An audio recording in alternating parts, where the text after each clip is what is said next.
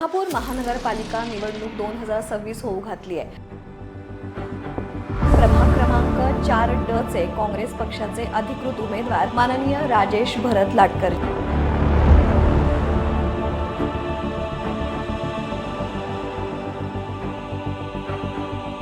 तर ह्या निवडणुकीत तुम्ही काय मुद्द्यांना घेऊन जनतेसमोर जाताय? आज एक 10 वर्षानंतर महापालिकेच्या निवडणुकीमध्ये आम्ही मुद्दे घेऊन जातोय।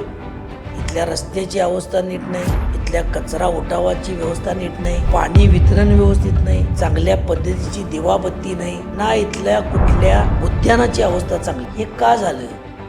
इथल्या सत्ताधाऱ्यांना वाटू लागलं की हे सगळं माझंच आहे। रस्ते, पाणी वितरण, ऐन गणेश उत्सवात पाणी वितरण 8 दिवस ठप्प होतं। हे ऐन गणपतीच्या काळात पाणी मिळत नाही, ह्याच्या एवढी शोकांतिका नाही। आणि कोल्हापूरला चारी बाजूनं आई पंचगंगासारखं एक भरभरून वाहणारी, दुधडी भरून वाहणारी नदी आहे। येणाऱ्या काळात कोल्हापूरकरांना पाणी आलं नाही अशी कधीही घटना घडणार नाही। त्याचबरोबर कचरा उठाव, तो कसबा बावड्याचा जो प्रकल्प आहे, झूम प्रकल्प, त्याला आग लागली। हे या 2 लाख टन कचरा तिथं पडलेला आहे। हे कोणाचा अपयश आहे? कोण कारभार बघायला लागले? हे तर आम्हाला उत्तर पाहिजे आहे। त्याचं उत्तर पाहिजे ना आम्हाला।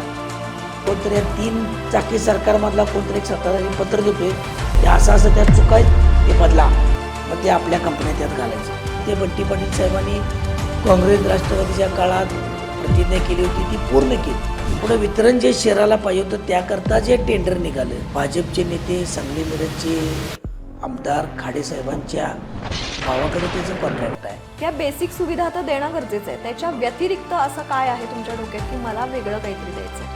काय असेल ते टेंडर खुल्या पद्धतीनं ते नियोजनबद्ध कोल्हापूर, उगीच मोठं स्मार्ट सिटी वगैरे असलं मोठं काय मी शब्द वापरणार नाही। आपलं असं वाटावं सगळं व्यवस्थित आहे आणि योग्य प्रकारे आहे अशा पद्धतीचं कोल्हापूर आपण उभा करू।